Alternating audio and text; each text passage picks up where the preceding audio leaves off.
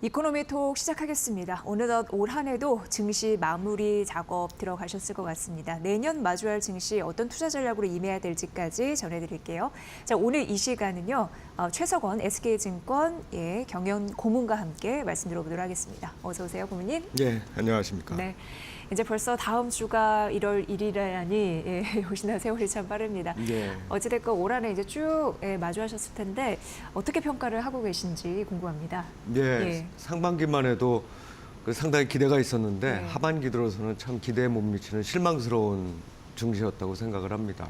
뭐 절대적인 수준으로 떨어진 것도 그렇지만 글로벌 증시는 또 좋았거든요. 그러니까 상당히 이제 상대적으로든 절대적으로든 안 좋아진 그런 상황이었다 볼 수 있고, 역시 이제 하반기 증시 하락을 이끈 거는 외국인 매도였다고 생각을 하고, 외국인들이 특히 삼성전자 매도를 굉장히 심하게 했어요. 여기에 이제 국내 투자자들도 계속 좀 이탈하는 모습이 나타났고, 특히나 상반기 중에는 우리가 기업 밸류업 관련해 가지고 여러 가지 기대들이 살았었잖아요. 그런데 그것도 문제가 됐었고, 하반기 들어서 이제 예정대로 진행되지 못한다는 그런 생각이 들었고, 그 다음에 또 트럼프 대통령의 당선과 이제 우리나라에서는 좀 정치적인 혼란, 이런 부분들까지 겹쳐지면서 상당히 좀 어려운 한 해를 보낸 시장 같습니다. 네. 정말 말씀 들어보니까 한 해가 이게 쭉 파노라마처럼 지나가는데 특히나 악재가 좀 상당했다. 특히나 네. 하반기에 좀 집중이 됐다라는 생각이 듭니다. 마침 좀 삼성전자를 말씀해 주셔서 그런데 그런 분석을 좀 많이 봤거든요. 내년 증시가 올해 하반기와 다르게 좀 선방하려면, 올라가려면 반도체 업황이 좋아져야 되고, 이 삼성전자 특히 기술 주도권을 쟁취해야 된다. 네. 그래야지 좀 가능하지 않을까, 이런 얘기 나오고 있습니다. 어떻게 보세요? 네, 뭐 당연한 말씀이시고요. 삼성전자는 뭐 여전히 우리나라 그 시가총액 제1위 종목이고, 사실은 삼성전자 시가총액이 큰 폭으로 떨어진 게 우리 증시에 지금 굉장히 압박 요인으로 작용했던 게 이제 분명하죠.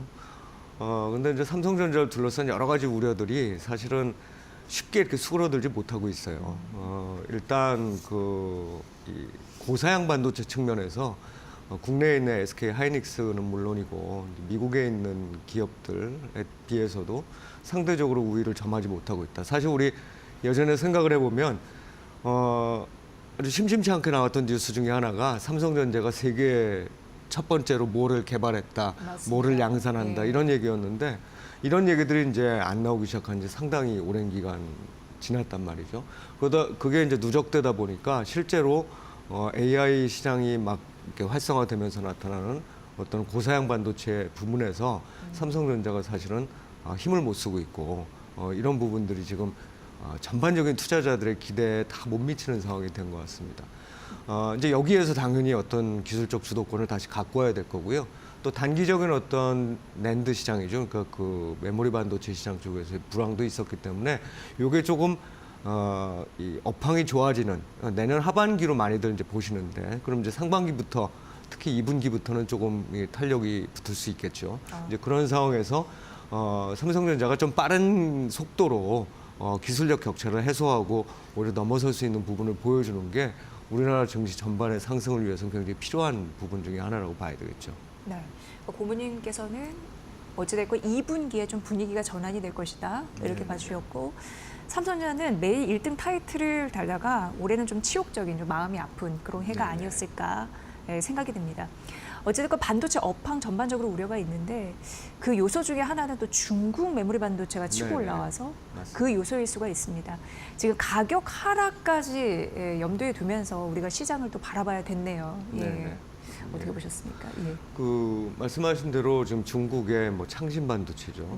그런 양지 반도체도 마찬가지고 굉장히 공격적으로 그 범용 메모리 시장에서 이제 이 양산을 하면서 시장을 잠식해 나가고 있어요. 그러다 보니까 가격 하락이 계속적으로 이어지고 있고, 이게 삼성전자나 SK 하이닉스나 뭐 미국에 있는 마이크론도 마찬가지겠지만 전반적으로 보면은 기술력은 앞서 있는 건 분명한데, 이제 가격 하락이 한쪽 편에서 계속 지속되고 있고, 그게 중국의 이제 반도체 회사들이 조만간 고사양 반도체까지도 이렇게 잠식해 나가는 거 아니냐, 그쪽에 있어서의 가격 하락도 유발하는 거 아니냐는 생각들이 지금 많이 있는 것 같습니다. 그런데 이제 사실은 반도체 전문가들의 얘기를 들어보면 아직까지는 기술 격차는 상당히 존재한다고 해요. 그래서 그런 부분에 있어서의 우려는 다소 좀 과도한 부분이 아닌가 생각을 하고 있고, 특히나 아까 말씀드렸던 AI 반도체 쪽에 이제 고사양 반도체들이죠. 특히 이제 DRAM 쪽에 있어서는 기술력 격차라는 게 여전히 존재하고, 네. 중국에서 계속 자기네들이 뭘 개발했다 이렇게 얘기를 하지만 실제로 이제 전문가들이 보기에는 그게 아직까지는 못 미치고 있기 때문에 이런 부분들이 어찌 보면은 좀 방어가 될 수 있는 여지가 있지 않을까. 이제 단지 하나 우려스러운 거는 중국은 지금 정부부터 나서가지고 일관된 어떤 정책으로 다 밀고 가잖아요. 예. 근데 이제 그런 부분에서 우리 나라가 좀 약한 모습을 최근에 보여왔기 때문에 정부하고 기업하고 다 힘을 모아서 이런 부분에 대응해 나가는 그런 필요성이 굉장히 높아진 상황이라고 봐야 되겠습니다. 네. 지금 이러한 현상이 한 언제까지 갈 거라고 예상하세요? 이건 사실 예, 장기적인 추세이고 예. 단지 이제 조금 우리가 희망을 걸 수 있는 것 중에 하나는 이게 좀 남한테 기대는 거이긴 한데, 트럼프 대통령 당선 이후에 CXMT를 비롯한 어떤 중국 업체에 대해서 조금 더 제재가 강력해질 것 같아요. 이제 여기들이 이런 기업들이 사실은 자체적인 기술 개발을 통해서 하는 부분들도 있지만 사실 미국이 봤을 때는 여러 가지를 지금 계속 카피해나가고 있는 상황이다라고 생각하고 있기 때문에 이제 이런 부분들이 좀 나타나준다면 이 역시도 내년 상반기 정도쯤에는 정리가 좀 될 수 있지 않을까라는 기대를 걸어봅니다. 네. 고모님께서도 지적을 해주셨지만 지금 중국 같은 경우에는 반도체 거의 뭐 국가 전략 산업까지 밀어붙이고 있잖아요. 네. 현재 우리나라는 탄핵 정부 이런 부분에 소용돌이 휘말렸기 때문에 답답한 부분은 사실 기업 입장에서도 있을 것 같습니다. 네. 투자자 마음도 마찬가지고요. 빨리 좀 정상화되는 그런 흐름을 좀 바라는 이유가 바로 여기에도 있다라고 보여지고요.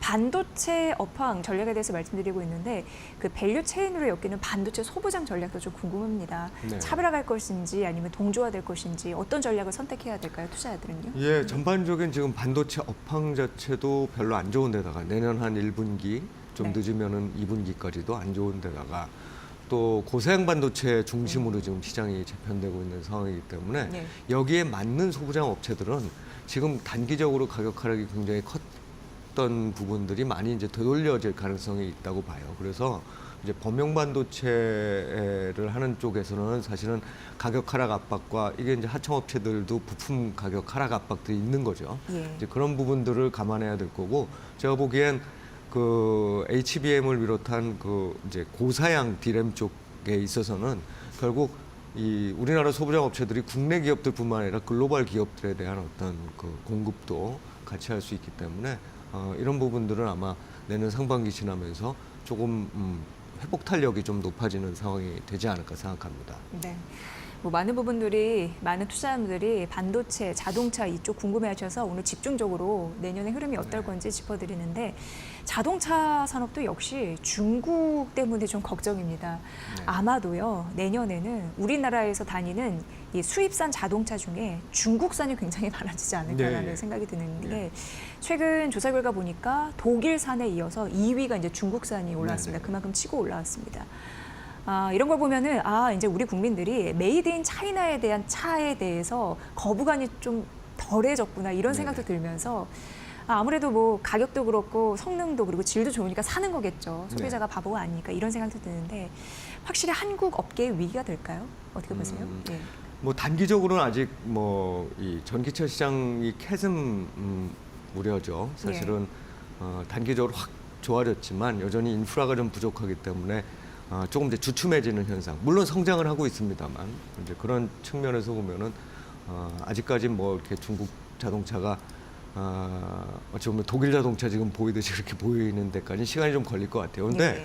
생각해 보면 우리가 중국에 이름을 달고 들어온 제품들은 아니지만 중국산이면서 우리 폴스타라든지 또는 또 다른 이 자동차들도 이 중국에서 만들어져서 들어오는 것들이 많잖아요. 이제 이런 부분들은 이미 버스 트럭뿐만 아니라 상용차 중에서도 그러니까 승용차 중에서도 일부 이제 네. 보이기 시작하는 상황이고, 내년에는 특히나 BYD가 실제적으로 이제 들어온다고 딜러를 그러니까요. 선정하고 있는 예, 예. 상황이니까 말씀하신 대로 점차적으로 어떤 점유율을 높여갈 거예요. 이제 전기차 쪽에서는 사실 이런 측면에서 분명히 우려가 되고 있고 네. 중국의 전기차는 미국보다 훨씬 앞서가 있을 뿐만 아니라 이제 판매량 측면에서 또 내수 측면에서의 단단한 뒷받침이 있기 때문에 투자 규모도 굉장히 커질 수 있습니다. 그래서 단기적으로 이게 큰 어떤 요동을 치게 만드는 요인들은 아니겠지만 점차적으로 아마 우리나라에서도 중국차를 보게 될 가능성이 높고 여기에 현명하게 우리나라 완성차 업체들이 대응하지 못한다면 사실 또 마찬가지로 이제 점점 국내 내수 시장 점유율도 뺏기는 이런 상황이 될 것 같아요. 그래서 자동차 시장도 마찬가지로 아까 정부와 기업의 대책이라고 했는데 요즘 이 세상은 정부와 기업이 손을 잡고 대응하는 게 지금 중요합니다. 근데 우리가 지금 좀 리더십 부재 현상이지 않습니까? 네. 이제 이런 상황 속에서 어려움을 더 겪을 수 있다는 우려감이 있는데 빠르게 이거를 좀 해소할 필요가 있다 이렇게 생각이 듭니다. 네. 지적을 참 잘해주셨습니다. 세계 최대 전기차 업체인 중국 비아디가 내년 우리 시장에서 판매를 시작합니다. 본격합니다. 그 중국 시장 점유율을 좀 확대해야 하는데 일조할 것이다라는 분석 나오고 있으니까 그 리스크 요소도 잘 감안하시면서 판매량 추이 내년에도 잘 보셔야 될 것 같습니다. 지금 환율이요 1,460원 선 턱 밑까지 올라오면서 좀 추격을 당할까 이런 생각도 하는데 지금 현재 1,459.50전 기록을 하고 있는 상황입니다. 이게 석 달 만에 11%나 뛴 환율의 움직임을 보여주고 있는데 어떻게 보면 이제 금리 인하기에 환율 상승 리스크 약간 안 맞는 부분이 있지만 네. 우리는 현실을 받아들여야 됩니다. 어떻게 대응을 해야 될까요? 뭐 사실은 이 달러화 강세가 굉장히 중요한 환율 상승의 요인이었었는데 네. 최근에 한 석 달간 특히나 최근 한 달간 이슈를 보면 우리나라 문제가 지금 어찌 보면 환율 원화 약세 주요 원인이죠. 그러니까 대내적인 요인이요. 맞습니다. 예. 그러니까 이런 요인들이 빨리 해소가 돼야 됩니다. 그러니까 환율이 오르게 되면 좋은 측면이 수출 기업 쪽에 있다라고 얘기를 하는데 옛날과는 이건 상황이 좀 다르고 그 다음에 또 하나는 내수 부문이 지금 침체인데 안 그래도 침체인 내수 부분이 환율 상승 때문에 더 침체가 될 수 있고 환율이 오르면 물가 상승 압력이 생기기 때문에 통화 당국도 지금 여러 가지 어려움을 겪게 될 수가 있어요. 네. 그래서 사실은 환율이 지금보다 안정돼야 되는 상황입니다. 그런데 이제 문제는 정치적인 불안도 좀 장기화되고 있고 우리나라가 지금 쓸 수 있는 어떤 그 환율 방어 수단인 외환보유고의 양도 아마 지금 막 쓰고 있으면서 조금씩 줄어들 거예요. 이게 충분히 많습니다만 어떤 한도, 예를 들면 4천억 달러나 이런 거를 밑으로 이제 뚫고 내려가기 시작하면 상당한 어떤 위험에 봉착한다는 시그널을 줄 수 있기 때문에 네. 빠른 속도로 우리 리더십을 회복하고 환율 시장에서도 안정감을 되찾는 게 필요하다 이렇게 생각이 듭니다. 예. 이제 마지막 질문을 좀 드려야 될 것 같습니다. 네네. 지금 달러 가치 굉장히 강하잖아요. 그런데 이에 뭐라 할까요? 영향을 받지 않고 투자할 수 있는 부분도 투자자분들이 이렇게 가만히 이렇게 살펴보는 것 같아요. 대표적으로 이제 환해지형 상품이 인기인데 그 중에서도 이제 일본 쪽 ETF를 담는 투자자들이 많아지고 있다고 합니다. 어떻게 보면 엔화 가치와 자산 가치 상승에 베팅하는 투자들이 많아지고 있다는 네네. 건데 여기서도 투자 포인트를 읽을 만한 거리가 있어서요. 네네. 좀 여쭙겠습니다. 기본적으로 투자자들이 굉장히 현명해지신 거예요. 그러니까 예전에는 사실 환해지를 한다고 하면 그냥 통화 쪽에 있어서의 어떤 위험성은 그냥 없애버린다. 이런 어떤 심리였었는데 요즘은 어떤 통화는 해지를 해서 변동성을 축소시키고 네. 어떤 통화는 내가 노출시켜서 환차익으로 돈을 벌겠다라는 생각을 다 갖고 계신 겁니다. 그래서 네네.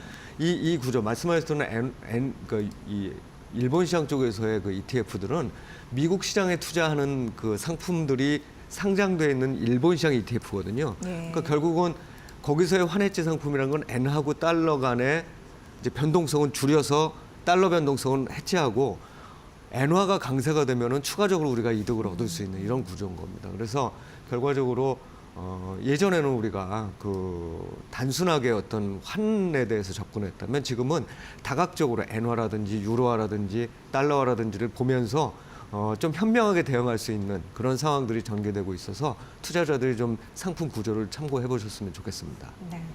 내년은요 확실히 또 기회도 있고 위기도 있습니다. 하지만 이 두 상황에서 또 전략적으로 할 수 있는 투자 전략이 있잖아요. 네네. 네, 현명한 투자 전략 좀 세우시면 도움이 되실 것 같아서 오늘 SK증권 최석원 고문과 함께 알아봤습니다. 여러분 잘 살펴주신 부분 참고해 보시면 될 것 같습니다. 고모님 잘 들었습니다. 예. 네. 예, 고맙습니다.